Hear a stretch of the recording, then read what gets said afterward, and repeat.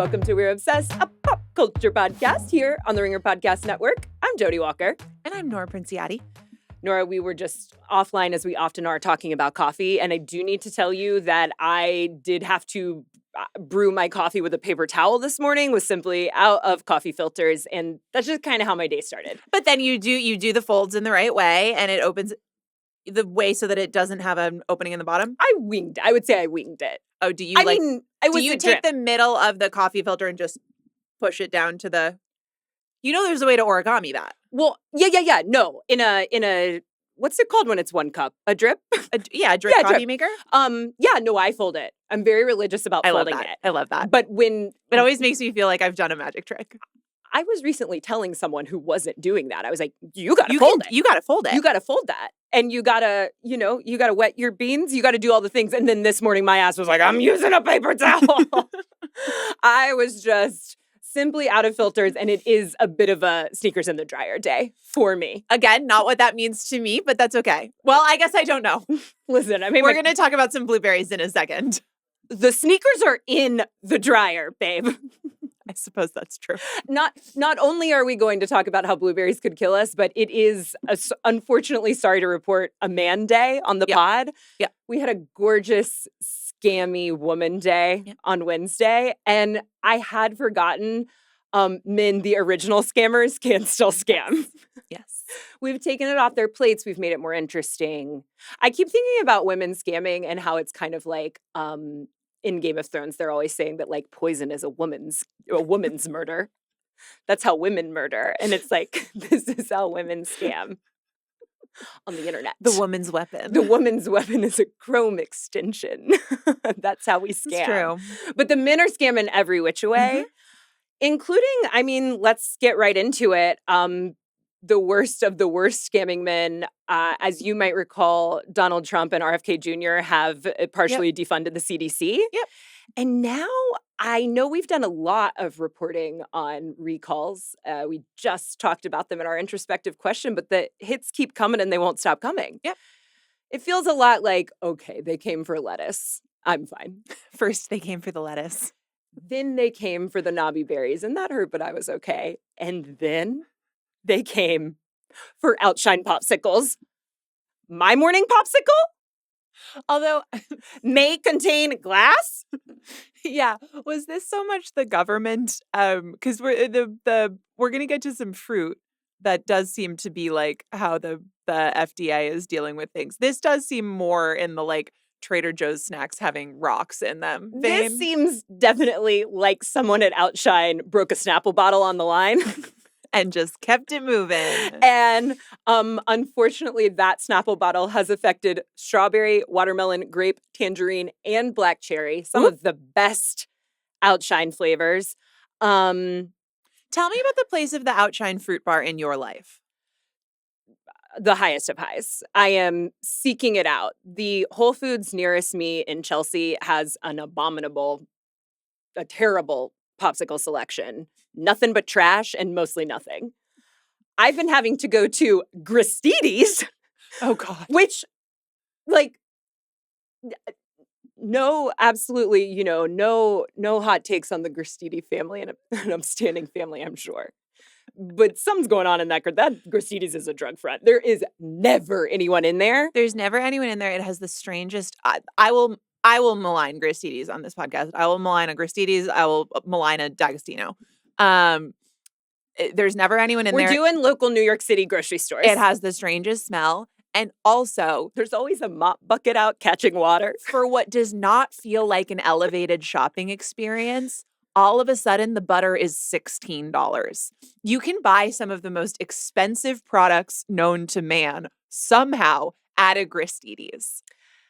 And they're charging a premium on the Outshines that I don't enjoy, and yet that's where I found I can get them right now. Think, like, the Gristedes business model, as far as I can tell at this point. And you have been studying it in your night classes. Well, so I used to live around the corner from a Gristedes, such that, of course, this was not my normal grocery store. However, if I didn't have one ingredient, the fastest place to pop out and get it was at the Gristedes.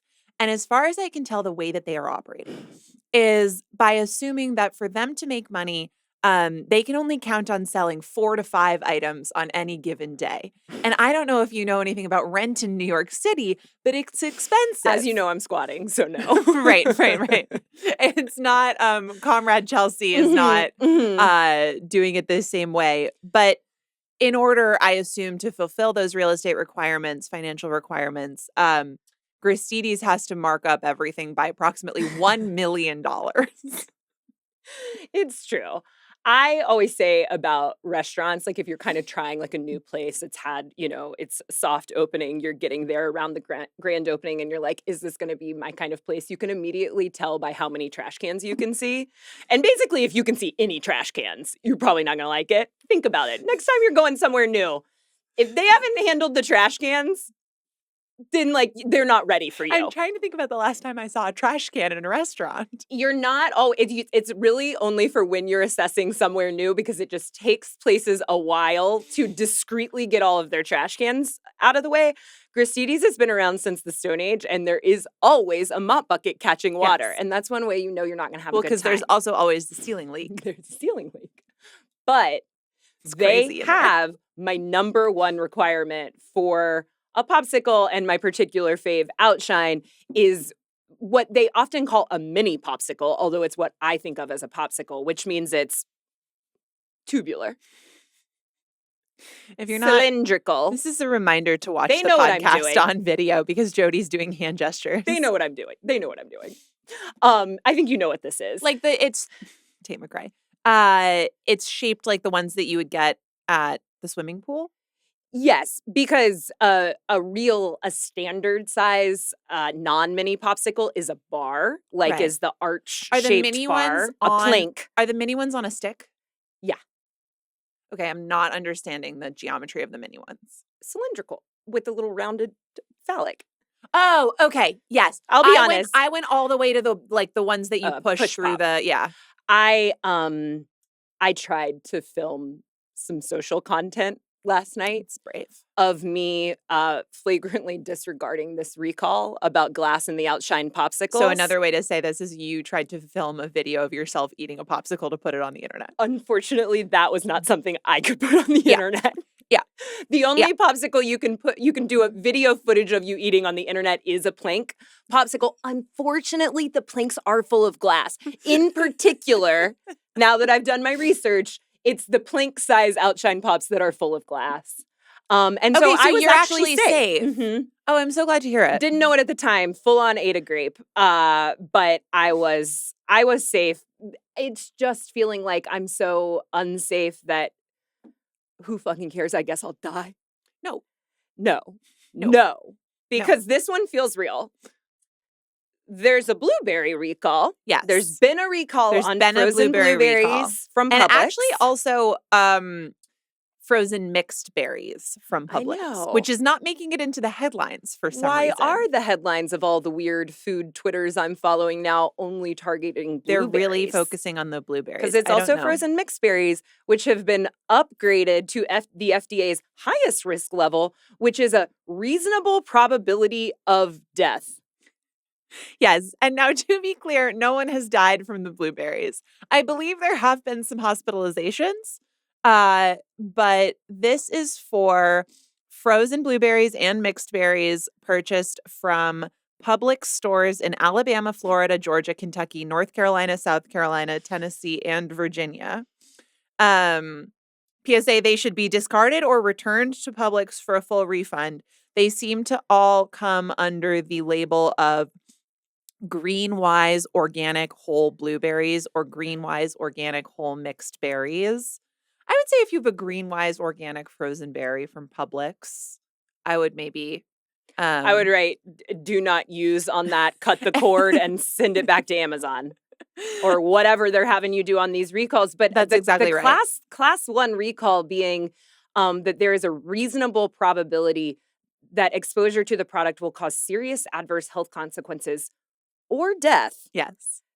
It was sort of a reveal to me. And the use of reasonable probability is that I know no one has died, and we're really crossing our fingers for none. But like reasonable probability that feels high. Yeah. No, there are some foods I'd risk it all for, and no offense to the frozen blueberry, but I do not feel that a frozen blueberry should come with reasonable probability of death. That's just me. I actually feel the opposite. I'm going to be talking about frozen blueberries later, as you can imagine, so I'll save it. Okay. I'll save those opinions and thoughts for just a little bit later. We don't have that much to say about this. We just wanted to get the word out. Oh, as usual, we're just doing our duty as times are crazy. Public health servants. We've employed ourselves at the CDC. It's volunteer work, and we're unhappy to do it. So here we are. That's right. But it actually is our job to report man news about men. And we got some doozies this week. Oh, brother. The brothers have been busy. Yeah. Sorry to the imperfect brothers, but we're about to report on them. When I saw that there had been like a cocaine bust at Penn State, I was not that interested. Likely place for it to be. Nor surprised. That sounds okay. Another one? A cocaine bust within the fraternity system at the University of Pennsylvania. Oh, Sigma Chi at Coke? Penn State. At Penn State. I feel like Potato. Oh boy, you're going to get in trouble, but not in as much trouble as the 13 young men and one old man at Penn State just slicing, dicing, and selling cocaine. Yeah, selling a lot of cocaine. A lot of cocaine. So like when this story first came out, it was kind of, mostly about this father who is a pretty prestigious lawyer who was part of this bust, the only non-student or former student who seemingly was trying to help his son. I mean, I don't know, hate to expose should I use his name? I don't really, sure, I feel like it becomes important because he becomes an informant. Yes. Okay, this kid, Thomas. So it's like kind of the dad and the son, and it's like, oh, cute, a family business.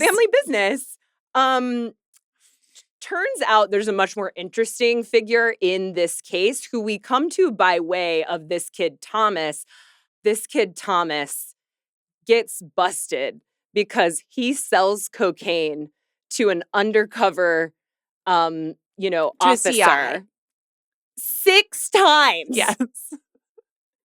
No, I'm curious why after 4 they weren't kind of like, got him. Right. It's like, is that really the threshold after which you can make the bust? Or maybe it's like that thing where it's like you can steal a little stuff from Target, but if you they're waiting until you steal 10,000 from Target so that it can be a federal crime. Or maybe it's like he'd said something about how the money changed hands. I don't know. So once they're like, my guy, you're caught. You did it 6 times. Then he tips off authorities that goes all the way to the top. Okay, they initially start trying to buy cocaine from him because he was getting a lot of payments through Venmo at his full name. Yes. All of this stuff. Like at Tom, this guy on Venmo. I believe they were public transactions. Oh, yeah. I mean, my favorite social media app has always been Venmo to see the public transactions. See what's going on what there. People are up to. But he basically turns over that this other young man, Agostino? It's something like that. He's got a great name, but it's about to get better. Has been bringing in all this coke to the boys to slice, dice, and sell. And that young man is now being called Pablo Pledgescobar. Yes. Pablo Pledgescobar. It doesn't totally roll off the tongue. It reads real nice. But it reads really well. Reads real nice. And most of the reporting on this has been done by The Independent. I went to a live comedy showcase on Tuesday evening, and worth the money. Somebody was doing, one of the participants was doing a little bit of crowd work and said, has anybody seen anything in the news lately? And one of my friends who was there with me and like you don't anticipate. We were sitting in the front row. We'd actually come in kind of late, and that's where there were 4 seats together still available. And I think we'd all had a little bit of like a, okay, wouldn't ordinarily choose the front row, but this is what we're going to do. Oh, I came in last to a one-man show recently that was being filmed, and you better believe I'm on stage front and center. Yeah. If you watch Brian Safi's special, maybe I'm there. And so I think based on that, my expectation was like, we're not a participatory group. We're hanging back. We're going to keep to ourselves a little bit. And then all of a sudden he says, like, has anybody seen anything in the news? And then one of my friends just screams, Pablo Pledgescobar. You gotta yell the news. And like everybody in the audience actually was familiar with it, but the guy on stage was like, what are you talking about? And again, it doesn't totally roll off the tongue. So it's just this whole like everybody trying to explain what it was and enunciate exactly what the words were and what the nickname was. I do think that it thrives in a written format. Well, and I mean, I understand the comedians like hesitation to understand because there is an aspect of this, as mentioned, that's just like, oh, the college kids were doing cocaine. Yes. But Pablo Pledgescobar seemed to have a real knack for it. Yes. And he kind of, he continued his involvement and his supply post-college. And according to The Independent, was also being called, or is also being called mostly online, Austin Powders, Nostradamus, and Kirk Cocaine. Yeah. Yeah. I know this is a serious situation. It's pretty funny. It's pretty funny. I mean, it also, so I guess when, I think this was the first guy who got by the CI, when he finally got taken in, when they were doing the arrest, because they had, I think it is mostly the Sigma Chi fraternity at Penn State where a lot of this was centered on. And they were getting pledges to package some of the cocaine and like involved in the distribution to some degree. And it seemed like it was happening pretty out in the open to the point where when this guy is getting arrested, he thinks he's being pranked by a bunch of fraternity brothers. He thinks it's strippers. So literally he's like yelling at the cops who are putting him in handcuffs and taking him out of his room to arrest him for everything that he's doing with cocaine and being like, I'm going to fuck you guys up. I'm going to get you guys. Like, it is an indictment on the fraternity system that like these 18-year-old boys would have been like, sure, I'll do crime. And not like that. This was exposed through Venmo. It was not exposed through any of the pledges tattling. You guys tattle. Yeah, you guys actually have to tell on them when there's a cocaine ring. Sometimes when it's you're paying to do crime, you gotta tattle. You're paying and getting bullied to do crime. You gotta blow that whistle, and you're probably doing it in like pigtails and something. They're doing something to you. Join a different club. You got Latin or any of the dead languages? It's a real two roads diverged in a wood. All these rich kids know Latin. This guy was also like, he just, as it is so often with scammers, it seems like he was successful in other areas and he could have been not slicing and dicing cocaine. Oh, you mean accounting blogging? Yeah, he was accounting blogging, a known and beloved and really prestigious profession. Nora. I believe his most recent blog post, which I think was in some way, it was posted on Penn State's website and has now been removed, was titled, "The Changing Role of Accountants in a Data-Driven World." Well, and his role did seem to be changing. It had changed to cocaine. Was accounting. Now cocaine. Yeah, so the boys are getting locked up, and there are some other boys doing things, much more famous boys. If you can hear the just sort of melting in my voices, because I kind of don't want to talk about it, but I feel like it's important. This was your choice. It was my choice, and I said that you had to, and now I'm regretting it. I'm thinking about all the words I'm going to have to say. Yep. So many words, the least of which is P. the least of which, because Jason Kelce Yeah. that one's fine, has linked up with Garage Beer and Liquid Death. Nothing's real. Against AI, interestingly, because Yep. those names, I know Liquid Death's been around a long time, but like those are very made up by AI names. They just really start to not sound real. But specifically, No, I do think this is a real moment. It's a revealing moment in it's terms of interesting. public sentiment towards AI and towards these AI companies and now like Jason, I think is a little bit more willing to go out on a limb than Travis, but like those two boys, particularly when they're operating together as a media business unit, play it very safe. Yeah.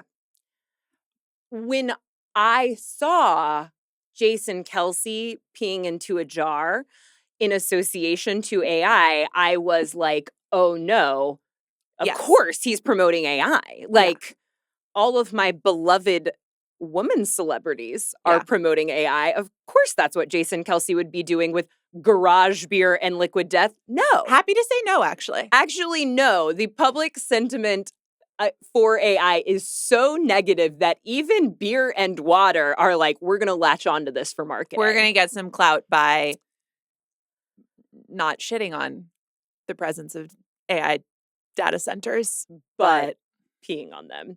I saw a tweet come across my feed, I believe yesterday or the day before, from Garage Beer. I said, "Why is Garage Beer at my door? I don't know him." He said, "We want your pee. Please give us your pee." Sasha, don't put that in the Sasha, don't put that in the don't put that in. She's gonna do it. You should do it, Sasha. She shows no mercy, and we know this. She really doesn't. And in this sort of comical campaign, they are encouraging us as peers to send our pee to AI data centers. Jason Kelce says, AI data centers waste millions of gallons of water. That's why Liquid Death and Garage Beer have decided to team up. We want your pee to cool these data centers. Okay. What kind of Penn State cocaine were they doing when they came up with this one? I wish everybody involved in this well. Really? To some degree, I'm on their side. Sure. I don't want to be involved. I will say, I think ultimately the marketing thesis here is these are products that will hydrate you. Mm-hmm. I want to flag that there is a man who in the video where it's a bunch of people led by Jason Kelce is kind of like a Pied Piper for this merry band. Mm-hmm. A Pied Piper. And there is a man who's riding a scooter and he has a bag. And what's in that bag is a color that I think merits a visit to the doctor. Well, he was elderly. He was the oldest person in the mix. And I wondered if like that was suggestive. I don't think he's okay. You don't think he's drinking enough water. Or there's something in Liquid Death that... Well, right, because the Liquid Death specifically that has teamed up with Jason Kelce, Garage Beer, and us to send our pee to data centers is the Liquid Death sparkling energy drink. It is not Liquid Death canned water. Yeah. It's the energy drink, which I do believe could send you into an early grave. I would love to see you drink that. Like a Victorian child. Yeah, exactly. I would love to see what that would do to you. You won't. I feel like you would absolutely turn green. I will be doing no such thing. You will. Uh-oh. Sasha, write that down. When they're on this Pied Piper quest, because at first you're just like, oh, Jason Kelce's peeing in a jar. This is like a kind of gimmicky marketing thing that they're doing. And then suddenly he's singing. He's singing. And then he sort of walks through the bathroom wall into a field and is leading all these people. And for a while I was like, are they even going to include women in this initiative? For a while, there were no women. Yes. And a few women start to join in. But I think if they were like really bravely standing up against AI, they would have shown a woman peeing in a jar. Yeah, but I think again, like Cowards. Again, we're really learning a lot about Don't be what centrist. marketing agencies believe that the public has an appetite for and is ready to extend sympathies for. Women You're peeing in. in a jar? No. But the tide's turning against AI and data centers and their energy consumption needs? Yes. And then towards the end, You can make a bald eagle pee on television, but not a woman. a flying bald eagle A flying bald eagle, but not a lady. peeing like it is putting out a wildfire. And then about that time, they just start saying over and over, let's pee on computers together. Everything's computer. Everything's computers. It's like, I actually don't have a great sense of AI, and I can tell that I'm starting to use the word in place of everything. Like, sometimes I'm calling, just Photoshop AI, and I got to get a handle on that if I don't know that it's AI, but I know it's not just computers. Peeing on this computer won't help. That's right. That's right? Yeah. Yeah, that was a question. That was a fact check. That's right. Okay, well, the last thing in case you want to do pee this. is warm. Uh-huh. Care to elaborate? Well, I assume they need a cool liquid. Because the liquid is to cool down these data centers. Well, Maybe I they think wait. actually even a warm liquid might do it, but in the process of going across the field, and actually what they're doing is selling a commemorative jar. Yep.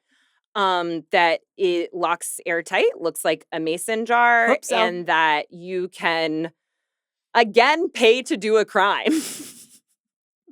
You can pay to buy that jar and mail your pee. And like, I do want to support harming AI data centers, but if they think I'm going to figure out mail for this, they're wrong. No. I haven't figured it out this far into my life. Also, the representation of what the mail is in this commercial is really interesting. There's like a hut in the middle of the field that they go marching through, and that is the post office. And there's just one lady who's at a counter. It looks much more like it looks like an ice cream counter. Yeah.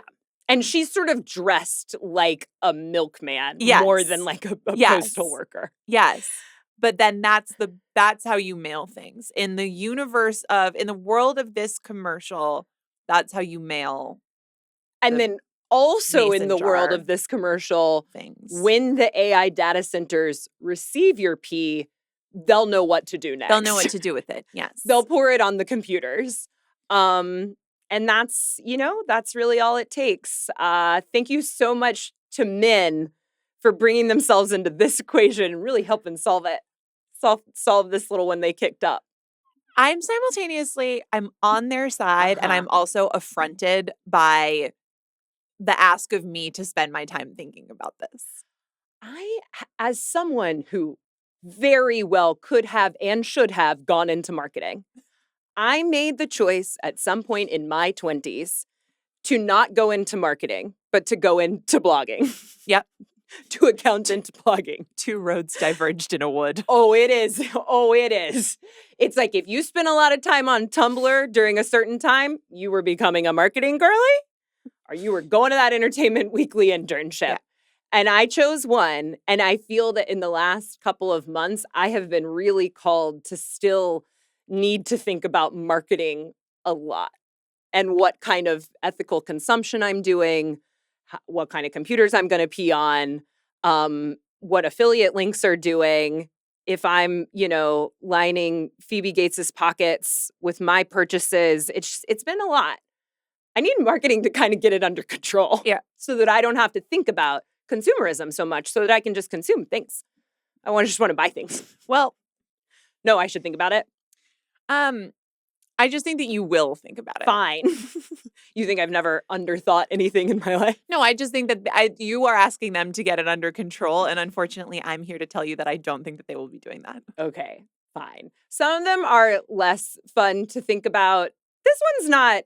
I've had an interesting time following this new, and I mean shiny, brand new, like 1 month old new gay dating app called Goose. Why did they call it that? Duck Duck Goose? I don't like all know. the reporting I haven't I don't seen. know. And I suspect that there's at least a significant possibility that there's something that I am just not versed in here. It's not like silly goose, is it? It could be, because Goose's whole thing is like that it's very friendly. Yeah. It's like it's friend forward. It's Because I used to say that my number one criteria in a man was that he had to be a silly goose. you do like that. Yeah. And yet Goose didn't exist for you yet. They in some world Goose would have existed and then branched It's not out the right into space straight. for me, but I do believe in that philosophy. I think it could be a little bit like that. I would say they started it in a real silly goose manner, which is to say this is not a serious app. There is this man that I was not familiar with, Derek Chadwick. Yeah. Who's a very popular gay male model and influencer. I believe he was on Scream Queens. He has, to his credit, he has gotten into Ryan Murphy's orbit and he made it out. He made it out alive. Not everyone can say that. It's like, Sarah Paulson, get out of there. What are you doing? Get out. No, he has compromat.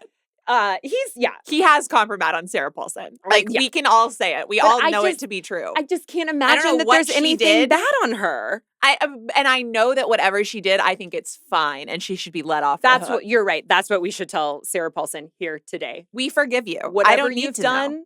It's fine. We'll take it. You got to get out of there. You've got to get out of there. You're supremely talented. I just saw her in a new wig now she's doing Monster. She's doing his American Crime it's getting Monster. worse. And those shows are okay, but anyways, sometimes.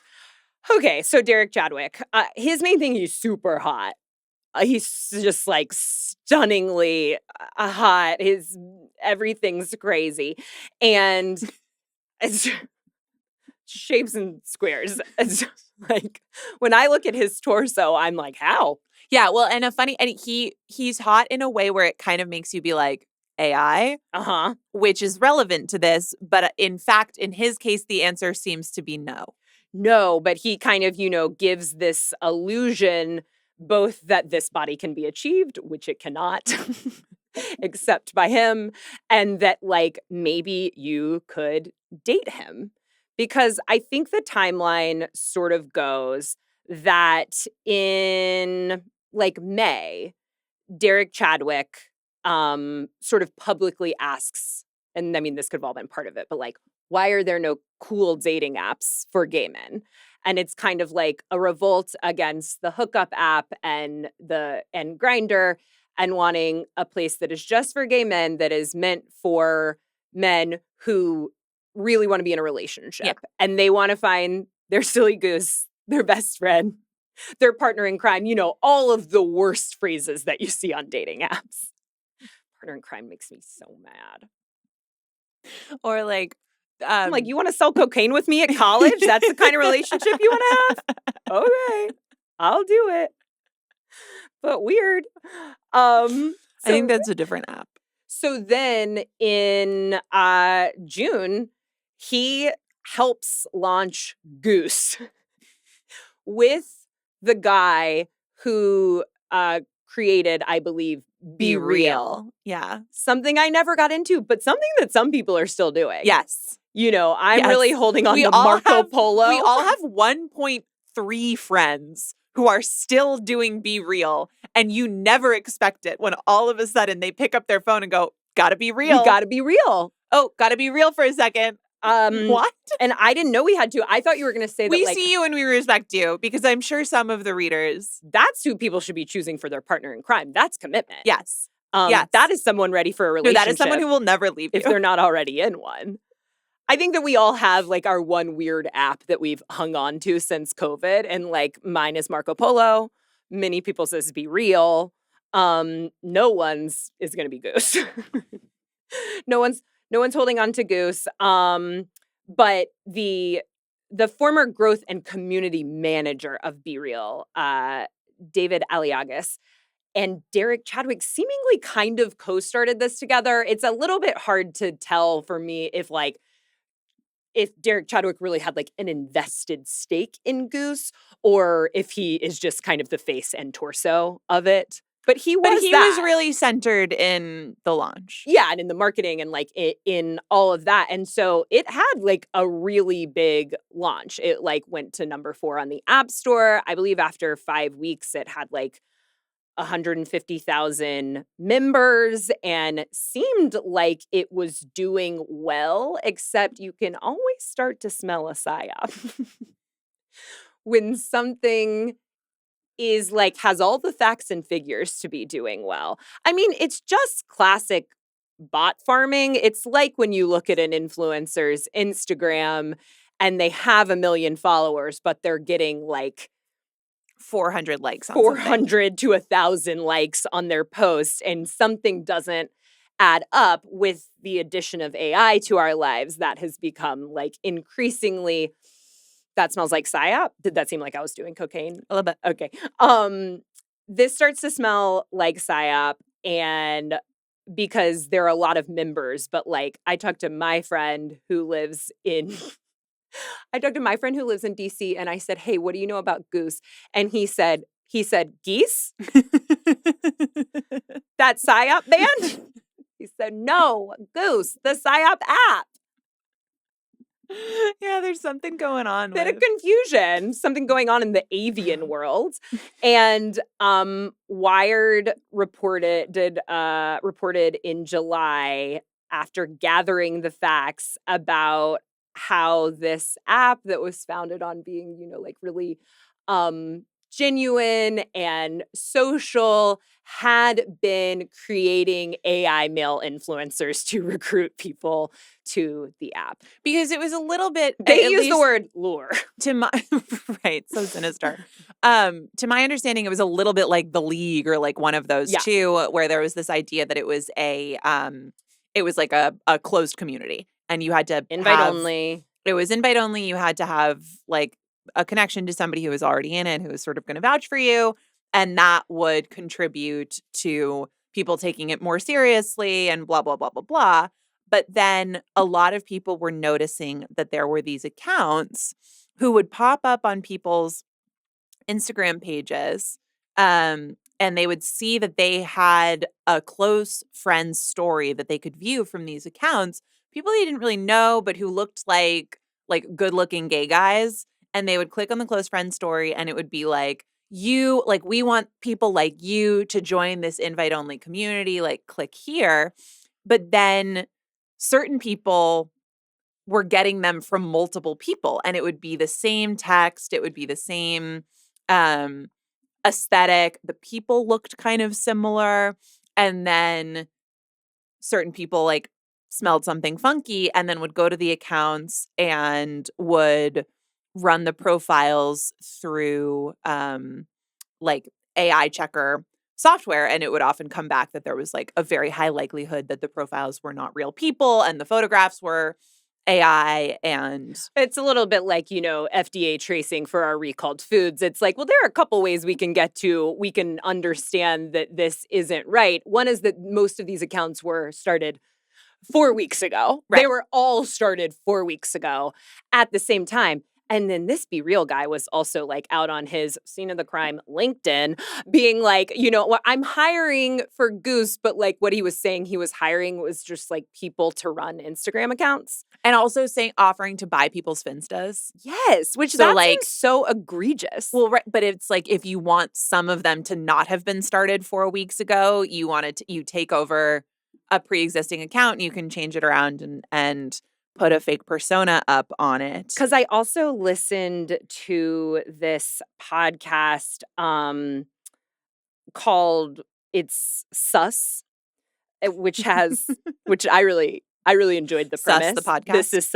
This is Sus. And it's Seb and one of their names is Seb. I'm not going to be able to say, but they're both popular gay men on social media. Cool. And Goose had contacted them to say, can we pay you $200 to use your content that you've already made? Basically, like, you don't even have to do anything. We're just going to co-opt your content and make you involved with Goose, even though the content originally had nothing to do with Goose. And, you know, these boys, to their credit, were like, $200? Fuck off. They were like, do you know what we cost? $200,000. $200? Come on. So, like, this has just gotten more and more embarrassing for Goose. My friend in DC was like, I don't know. I got off of there. He was like, maybe I was too early of an adopter, but there were like 4 people doing it when I got on. I don't know how he got the invitation, but he said once he was on, he got a DM from the founder and that it seemed scammy. Yeah. And so then he said, I did my due diligence and deleted it. You know what else I'm tired of thinking about? My own due diligence. It's all we have. I am just constantly having to do due diligence because no one's doing it for me. It's all we have.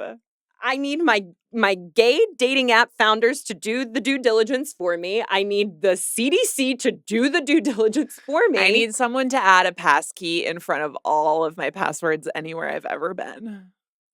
Okay, I'm going to be honest. I'm not doing some of the due diligence I should on passwords. Nobody is. Nobody is. And it's really scary. That's a relief. That's a relief. But this week, Derek Chadwick announced that he would be parting ways with Goose.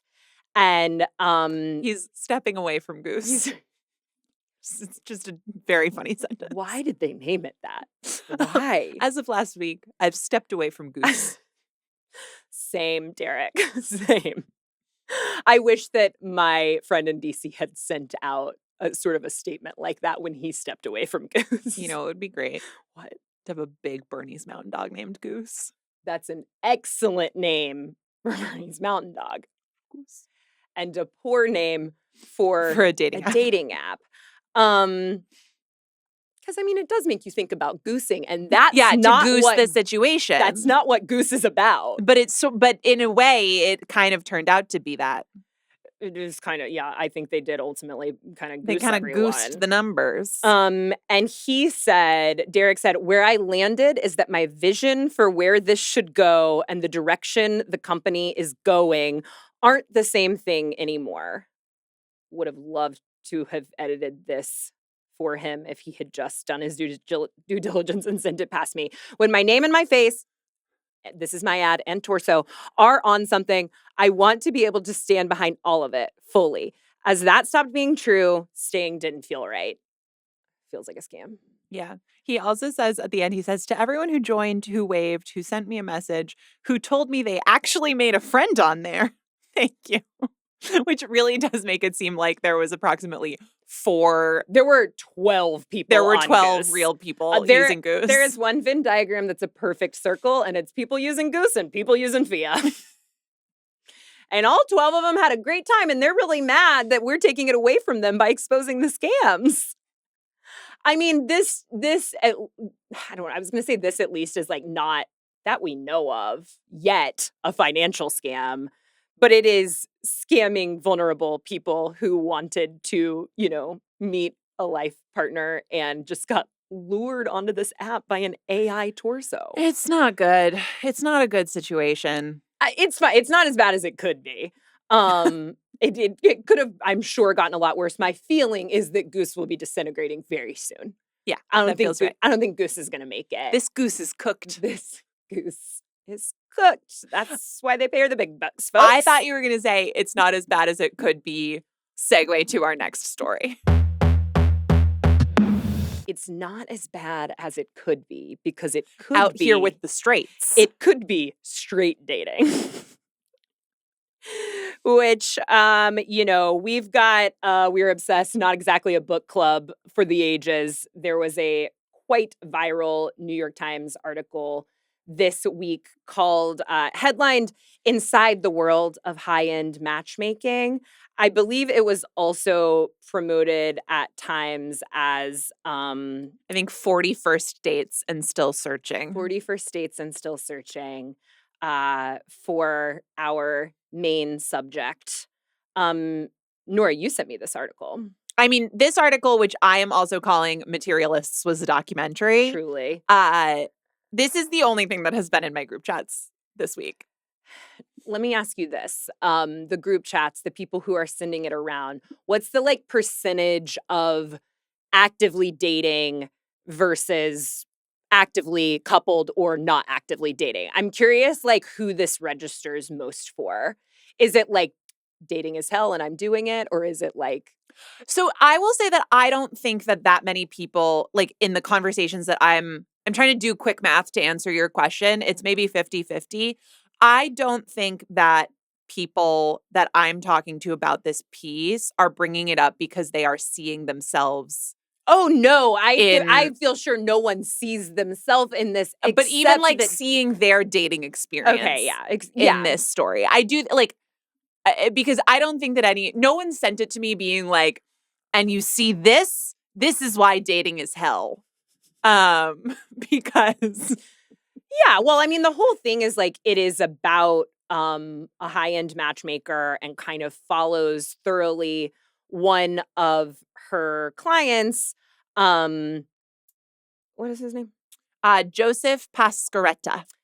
And his experience over several years of having 40 first dates, 20 second dates, and one relationship from 3 different stints with this matchmaker, one of which he is 4 months into a 6-month contract Yes. with her. And like, it's so interesting. It is like, I'm trying to think of other things that are like this where I've read this story a bunch of times, you know, like people are very interested in matchmaking. It gets movies, you know, Netflix series, New York Times articles, and it is not common. As they say in Yeah. the piece, it's like 1% of people have ever used a matchmaker, and that most people associate it with how it is often portrayed, which is for wealthy individuals. There's like Millionaire Matchmaker on, I mean, RIP on Bravo. Yeah. There's, you know, Well, articles like like Materialists this. was also like about a high-end service. High net worth individuals can use this. And so like And like most to other some people degree, aren't this thinking is, about it. but also to some degree, so is this, right? Like, so he has Yeah. done 3 contracts with this matchmaking service over 9 years. He stepped back during the pandemic. He's paid them $65,000 over Yeah. the course of those 9 years for those 3 contracts. So like, it's So a lot like of money. his dating budget is my popsicle budget. And I would actually wager to say I'm much happier with how things have turned out. Both full of shards of glass. Little bit of glass, a lot of joy. To me, though, like this is less about, this is less about, wow, this is how matchmaking actually works, and more about how insane a certain type of man can be, and like the women that they feel are right for them and what they feel is an adequate standard for them in dating, and just how absurd that can get. The thing is like that is accurate to dating, and it is interesting how this piece, even though it is about something very different, it's about matchmaking, and the matchmaker herself kind of um makes this point that like a little bit the matchmaking world has become sort of a microcosm for the app dating world, because she talks about that, and she's kind of doing it like as a reason for why she does what she does, and yet this man appears to be experiencing the exact same thing, or at least not pushing back against this experience, which is that like the apps have worn people down while simultaneously giving them the sense that they have unlimited options. Right. This man who is using a matchmaking service and therefore has limited options, and that's the point, also seems to think that he has unlimited options, and that there is a certain algorithm that this woman can more intelligently do than an app, that will create the perfect person for him, where there will be no friction, no red flags, all green flags. And she also talks about that like social media is awash with talk of green flags and red flags and dating absolutes. And then there's the rise of AI chatbots designed to endlessly flatter and reassure. And Which is like one of those things that, yes, I understand this to be true, but just seeing it in front of your eyes of like, yes, a real thing going on is that men who think of themselves as like really eligible bachelors are also people who are becoming delusional about what is available to them in the world because they're spending their time talking to chatbots and having those chatbots gas them up and be like, you are the hottest guy in the world. You are so great. Any woman would be so lucky to have you. No, I'm going to say something crazy. Is that who we need to pour the pee on? Because I don't think the computers are going to do it. But, like, if you got people coming back at you, not computers, not the AI, like, we got to fight fire with pee. I don't want to advocate violence in any situation. We're not going to do it. There are some people who need to be taken gently but firmly by the shoulders and shaken. Okay, so not violence, but a shake?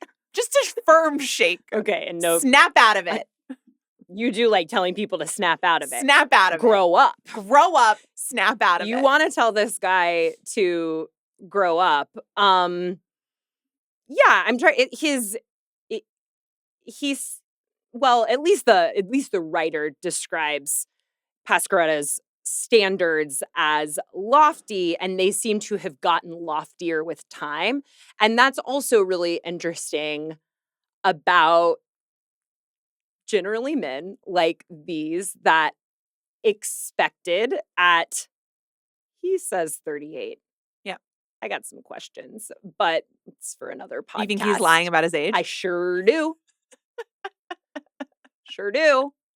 When he was like, if you'd asked me when I was 30, if at 38 I'd be single, I was like, what the fuck? Excuse me? But I don't know. He talks... A 38-year-old man who cites Eugene Levy as his sort of physical and sartorial goal. He's like, I'm aspiring to give off Eugene Levy. This piece has a doozy of an opening, which is that Joseph Pascaretta, 38, and to be fair, the author, Catherine Pearson, seeded it early, and I still wasn't ready for bringing the age back up later, got ready for his 5th first date of the summer. He put on his signature first date look, jeans, a collared shirt, dark sport jacket. The vibe he aspires to, Pascaretta says, is Eugene Levy, from the suit to the eyebrows. No, I could imagine an embracing of Eugene Levy eyebrows, but it would be interesting to aspire to them if you don't have them. What are your options? Right. Minoxidil? Turkey? How? Yeah, a transplant?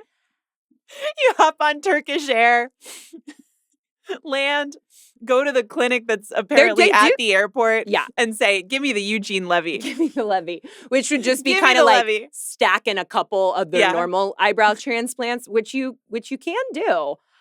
Give me the full Levy. I have news for him. And I actually, as a person who spent some time on the field, I didn't find this guy particularly egregious. No, look, he is getting a little bit of, he's doing a little bit of the cut essay where he is being gently exposed without his understanding that that's what's happening. He's been set up a little. But he's not the worst offender, and he's treated relatively gently. Except by me, who does now need to point out, this is just to say about the eyebrows, they are incredibly coiffed when you look at them. Right. These are not Eugene Levy's eyebrows. He's not. He's not gone full Levy. That are extremely catered to. Well, maybe he hasn't gotten the treatment yet. Okay. Oh, right. It's an aspiration. It's an aspiration. Okay. It hasn't been attained, but it's an aspiration. And he is. There's also something that we need to talk about that comes through very clearly later on. That does make me like most of these people have made their own choices that they have to live with. However, there is one thread of like people's parents are just fucking them up. You gotta leave from everything I can tell from all the introspective answers that we've ever received, we got a bunch of parents listening who are incredibly thoughtful. They are thinking about how they are going to affect the wonderful children they have now and in the future. But this is just an additional statement to say, leave him alone. Well, because, okay, and I guess this is an uncle, not a parent, but there's a paragraph where Pasquaretta thought he would be married by 38, maybe a father. He's a family guy, godfather to 4 of his nieces and nephews. He takes regular vacations with his cousins and always took it on the chin when his beloved Uncle Nunzio teased him that he is like a grapefruit slowly going bad. That's brutal. I would have trouble taking that on the chin. That's also... There's something about, like, my dad always has this story. My dad used to be really into baking bread. And when I was really little, my great-grandmother was still alive. And this is, like, a very Italian lady. And she was so mean. Like, I don't remember this, but I know it through stories. Like a good person at heart, but so mean. Mhm. And my dad made her bread once. And This is his mom? his grandmother. And he worked so hard on making this like special loaf of bread, and he gave it to her as the gift. And then the next time she saw him, she said, "Anthony, I feed it to the birds." Oh, and that's what's coming through to me. yeah. Most stories are about, it's like, I grapefruit. used to feed duck's bread with my grandmother. No. Shit was not coming at No. me with emotional violence about Like a the bread. grapefruit slowly going bad.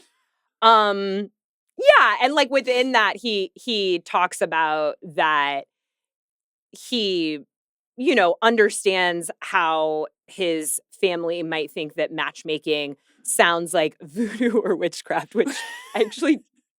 Right. Like, I think and there shouldn't be a stigma with this, but if there's a stigma to me with matchmaking, it's like, oh, you're so desperate. You went to a matchmaker. You had to pay someone to find people to go on dates with you. It has nothing to do with voodoo or witchcraft. And it's so funny for a man to say that, because this is a little something I've been noodling on as I think about, potentially taking a spiritual journey prescribed by a psychic. Yeah. Is that like women are doing so much work and spending so much money to like try and account for the deficits and the holes that they see within themselves, or that Uncle Nunzio or Empire State Building Psychic.com. I just want to say no relation. To what? Well, of the Nunzios? Yeah. No, I assumed that was, kind of like, because it's such a common Italian Did he word. use a first name? I thought I thought it was even probably like a nickname. I don't know. But I don't know. I don't know. That like, to a man, matchmaking is like so outlandish that it's voodoo or witchcraft. And it's like, we're going to witches. Right. You actually have hired someone to make a spreadsheet for you. We are going to witches. Spreadsheet of girls. And we're not going to witches to like get us partners. We're going to witches to heal ourselves or account for something about ourselves so that we can then be emotionally available either to ourselves or to a partner, or whichever we put prefer. a hex on you. It could be hex. It could be that. It could be hex related, and that is preferred and encouraged. Just gonna be honest, it could be hex. But it's just so interesting to see that like this guy thinks of this as kind of like the wildest thing that he could do. And it's like, my guy, go to a witch, get an oil. Get an oil. He's clearly self-conscious about his height. Yes. Which I also have questions about, as always. You also think he's lying. He said he's 5'6", 5'7" on a good day. Right. I've mostly seen him seated. Sitting down. I've mostly seen him seated. Which you gotta ask yourself why. And because I did like completely agree with him though when he was talking about that he went on a few dates with a woman who mentioned that she wanted to be with a tall guy. It was a rude thing to do on a date with a short guy. And he said, I'm like, you're 5'1". I'm tall compared to you. And I do agree. Well, I mean, I don't want to speak for you, but like I think the experience of a tall woman watching tall men date very, very, very petite women is like a particular... What a waste. Right. It's just what a waste of all that height. And like sometimes I can't even imagine how it works when they're looking up so high. Well, like who was I recently thinking this about? Maybe Sabrina Carpenter stood next to someone recently and it was very funny.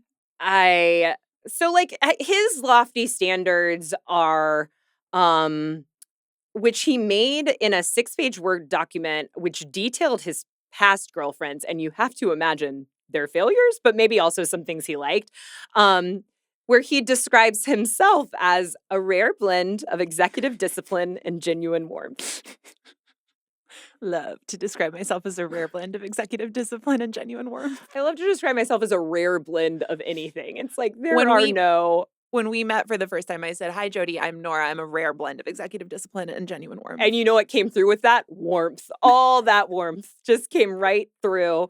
Okay, but then the things he credits about his rare blend are that he has both an MBA and a pilot's license. They give you the pilot's license when you get the MBA. They've all got them. Every MBA either has or is working on a pilot's license. He's also like, you do feel kind of bad for this guy because there's one part where he also says that he like cleans like Mrs. Doubtfire. But then all of a sudden he clearly gets so nervous that he's said this and is like, but not because I have to. Like, I could afford to pay someone to clean for me, but I just do. And it's like, dude, it's cool. It's okay.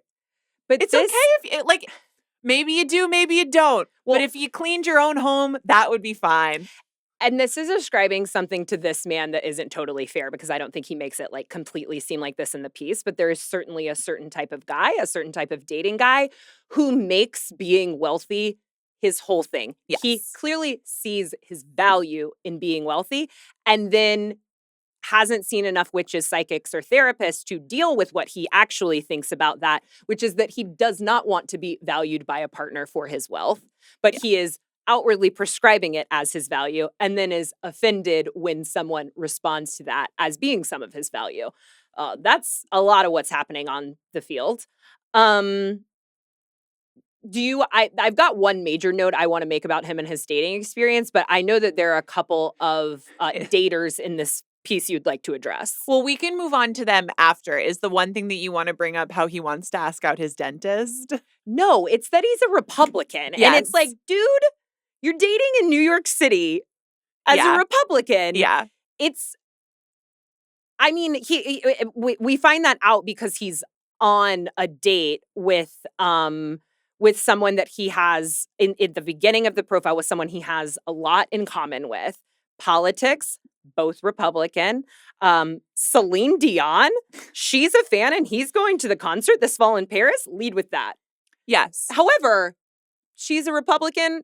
Lock it down. Like, there just are not a lot of, Republican women dating and like seeking a partner in New York City, I feel, or it is, I think, hard to be a Republican man on the dating scene, as I well think it should be. Yeah. But like, that's it. And that going unaddressed in the piece, I do think undermines it. Yes, I agree with that. Also, he's thinking about asking out his dentist, which the matchmakers seem to be really trying to like talk him off the ledge of. There are several times in the piece where he identifies a woman that he thinks would, in the real world and the LinkedIn world, that he thinks would be a good match for him, and then asks the matchmakers to set it up. Right. Which is strange. Which does seem to be a misunderstanding of exactly what it is they do. Because it's his dentist. It's his dentist. And I think like that really gets into the weeds of like, yeah, but no woman really wants to like,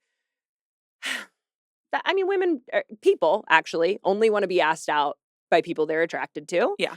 And I see a lot of chatter about that like, you can, if a woman is approached by an attractive man, it's a completely different situation than if they're approached by an unattractive man. And I guess it's like, yeah, you got to use your strengths. And this guy's strength is having a matchmaker. Yes.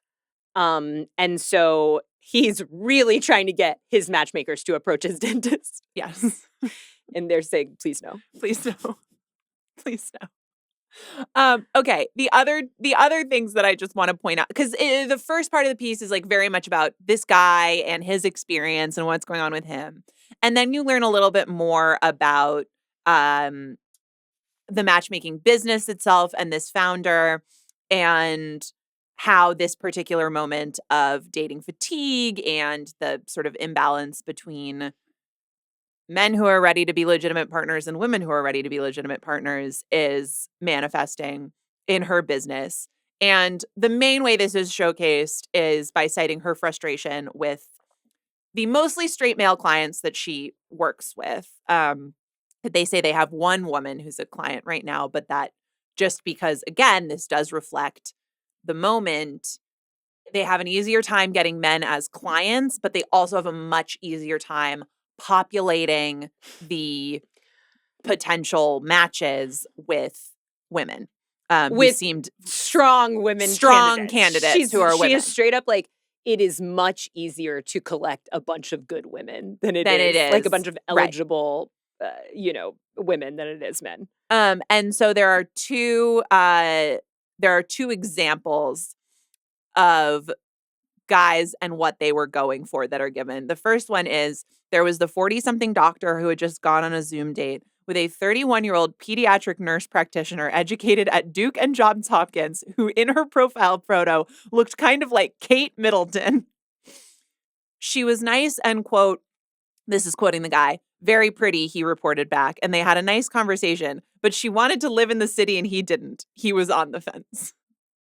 Every one of these women that they bring up, it sounds like you're describing like Sierra from Summer House. Yes. It's like they're a pediatric oncologist who went to Harvard and saves whales in their spare time. Also, they look like Kate Moss.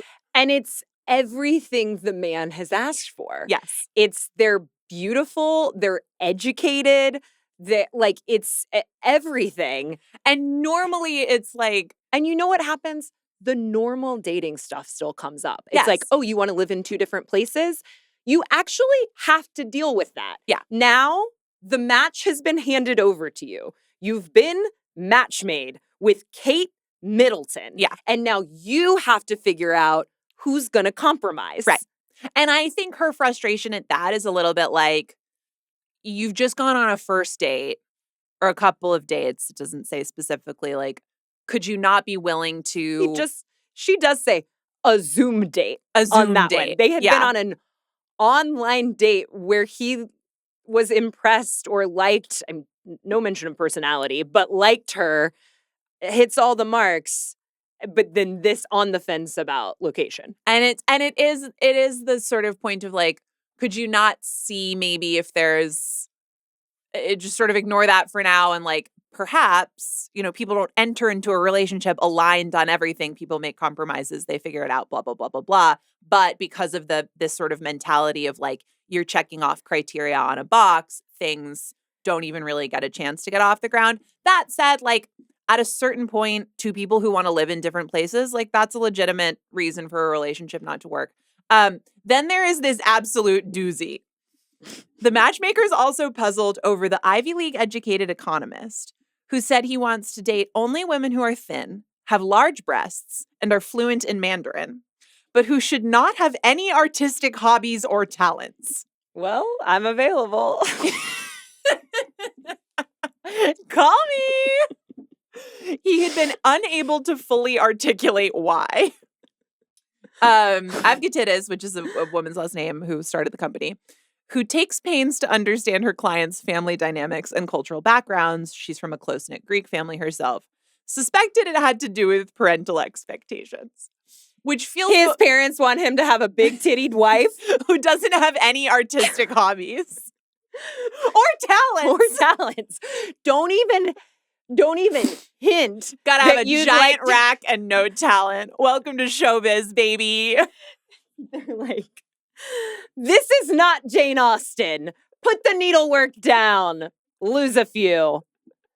These parents are terrorists.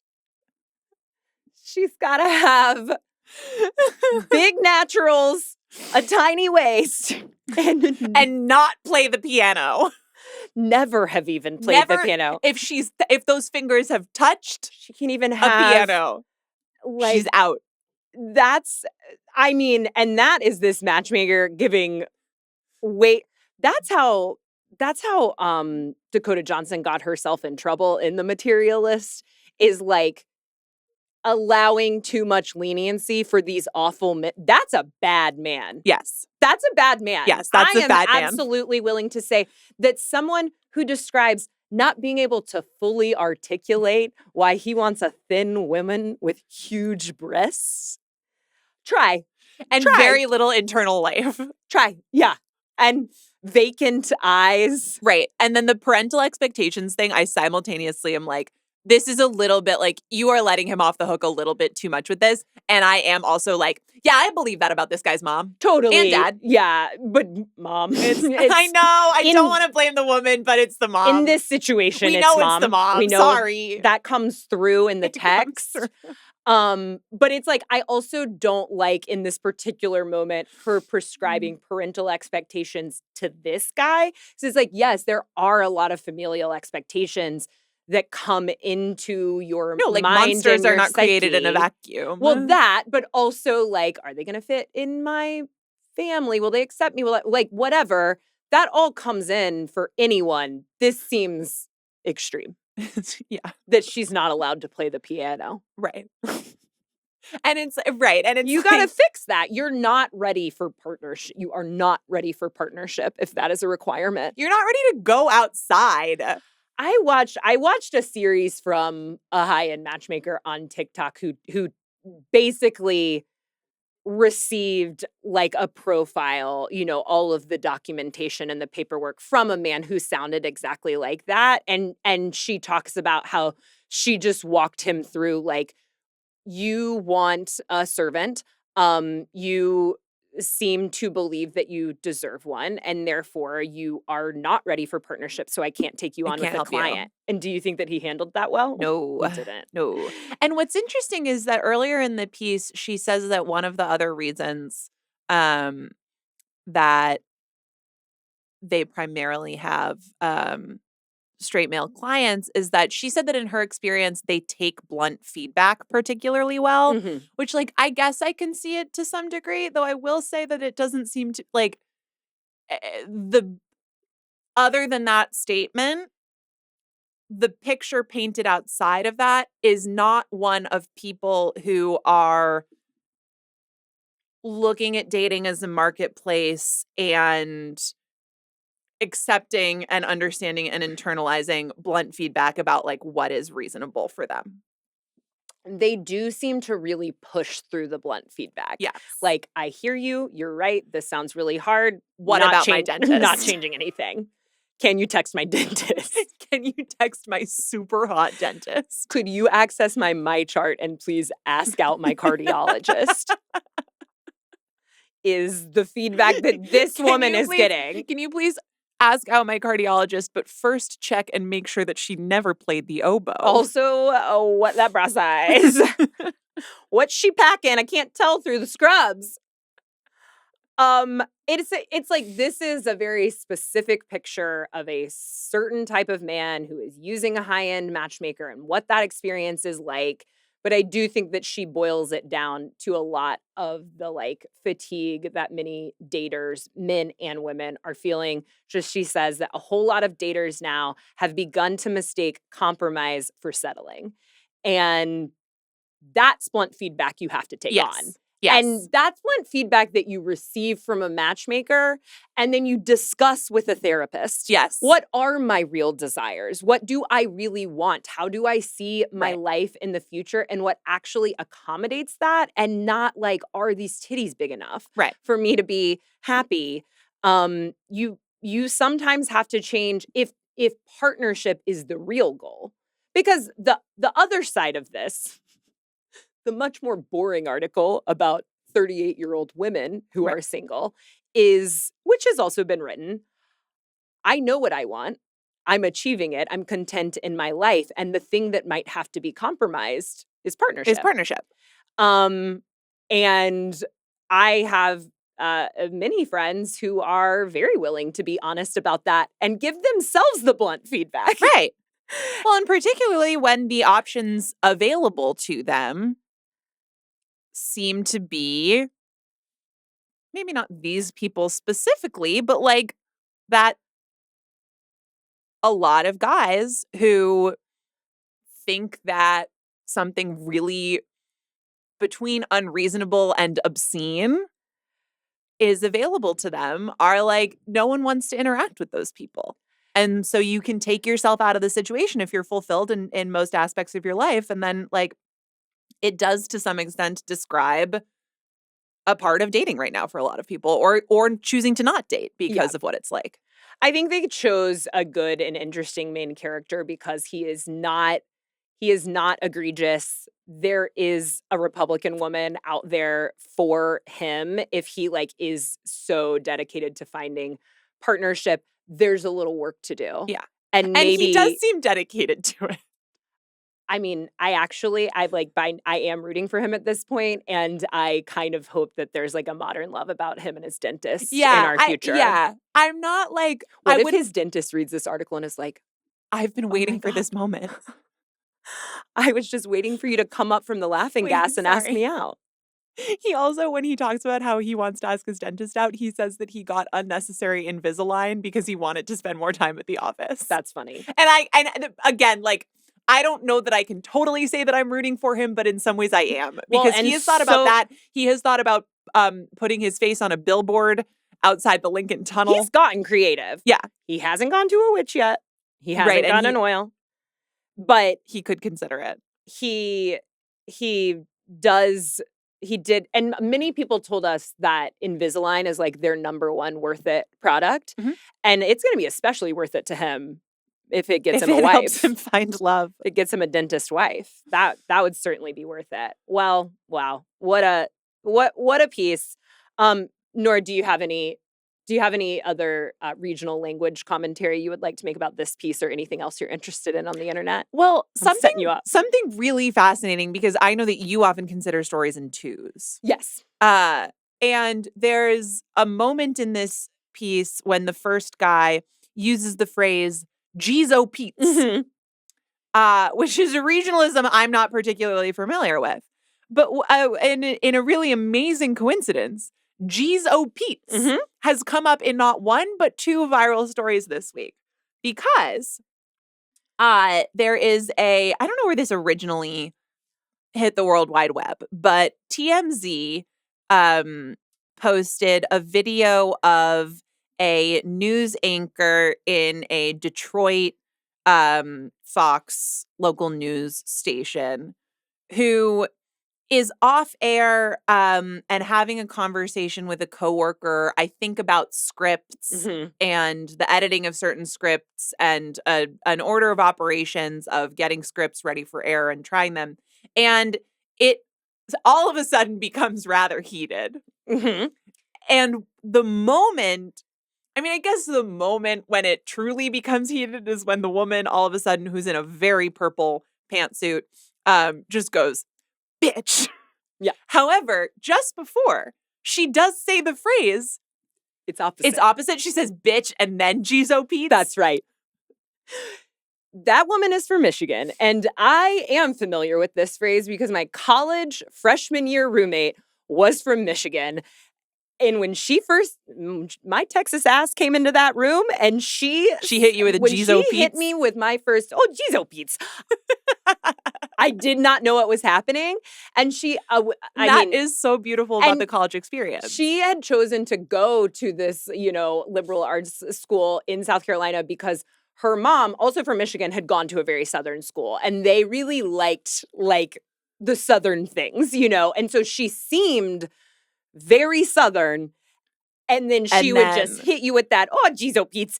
And she had this habit, love her, it was still friends, of like barreling out of her top bunk, and she would kind of like land on the ground in like a Spider-Man-like position and go, Geezo Pete's. She was just running so late. And I really have not heard many other people say it since until these two pieces that have happened at once. But I had never heard anyone say, "Bitch, Geezo Pete's." I had never heard it like actually so exasperated. I'd heard it like that would be, I think, like in my culture being like, "Bitch." Oh my gosh. Yeah. Gosh. Yeah.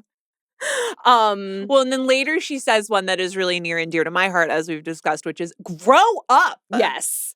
No, right, that the reason that this video resurfaced is because that woman was fired in November. Oh, no, I didn't know this. Because the news station says she was fired for her behavior.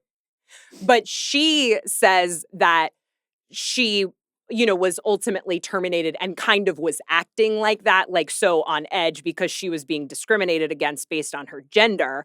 And that is her boss that she's speaking to in that clip. And I gotta say, the internet's really on her side. I'm on her side. I'm trying to get her on Real Housewives of Michigan. I mean, I do feel like this is kind of like our one for the Bechdel test situation. It was a lot of men. On a man episode. And it's not related, but it is kind of like, we've gone through what's happening with the men. Let's check in with the women. They are at their wits' end, and we can understand why. And honestly, being so charming about it, I also really loved this news clip that went viral of the Philly woman who like literally looks exactly like Janine Teagues from the, what is the elementary school show called? You know the one. Abbott Elementary. From Abbott Elementary. And acts just like her too. She's so pleasant. But there has been this man in a terrifying mask, terrorizing early morning Philadelphia. And she talks about, so the newscaster is like, and you kicked him? She's like, oh yeah. And she shows exactly how she kicked him. She kicked him in the chest. And she talks about how she was kind of eyeing him. She was seeing him follow other women and she wanted to know what was going on. Like she wanted to be a part of it basically. And she said, when he approached her, she said, okay, well, let's see if you can fight. And he couldn't. Well, and also because she had ascertained that he did not have goals. She said basically she was not impressed with his goals. Once he approached her, he wasn't trying to take her bag. He wasn't trying to fight. And his goals just seemed to generally be to terrorize. And she was not impressed with that. And she was not in terror. She's like, you are an aimless wanderer in a mask. You have no goals. You have no aspirations. You don't even aspire to Eugene Levy. She should be a matchmaker. Well, she made a match between her foot and his chest. That's right. Let's see if you can fight. And he couldn't. But he did get away. So, like, everyone in Philly, watch out for a non-goal-oriented man roaming the streets. Oh, God. It's a lot.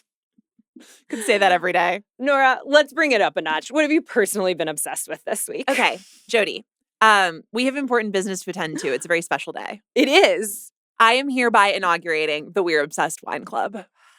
I'm drunk already. And I gotta be honest, I wanted to go pick up this particular bottle that I want to recommend to everybody. And then I forgot that Flatiron Wine and Spirits, which is a store that I really love, does not open until noon, which makes a lot of sense for a wine store, but like, sure, it's not super conducive with our schedule. However, what I want to recommend to everyone is the Cos Frappato. You love recommending Cos. I know. It's not the place with the t-shirt, if you can believe it. But Frappato is a red wine grape generally found from Sicily. It's a native varietal of Sicily.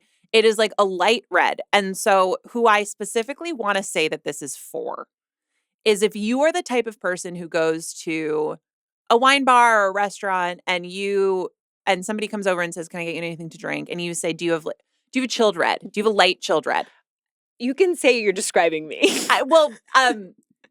I don't think that you are one of one in this regard.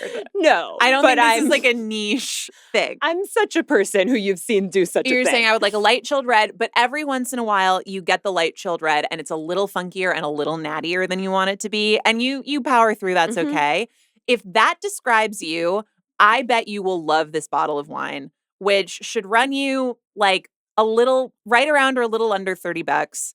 And it is genuinely, I think, like one of the best value, like light, not end of summer, but late summer red wines that is generally pretty readily available. I'm not saying that you will find this. You're not going to find this in the wine section of your grocery store probably, but I've seen it at a Total Wine in DC. In New York, like Flatiron Wine and Spirits carries it. I assume their San Francisco location does as well. I looked it up online in LA. They carry it at Italy Vino. Again, I've seen it in DC at Total Wine, and presumably they have it at other locations as well. It's also available at wine.com. It's organic. It's really thoughtful winemaking. It is a light red wine. It's very it's if you like Pinot Noir, but in the summer you like something that is a little bit more oriented towards fruit rather than earthiness. Like it just feels vibrant and juicy, and it's really good. And I'm not saying ice cold, but with just a little bit of chill on a perfect summer night. It's fabulous, and I highly recommend it. The only issue I'm currently finding with the We're Obsessed Wine Club is that it's very hard not to have this in my hands right now. I know. I wanted to provide that experience, and that's why this is our inaugural test run. There's space to grow. Some fearless and blunt feedback. Yes.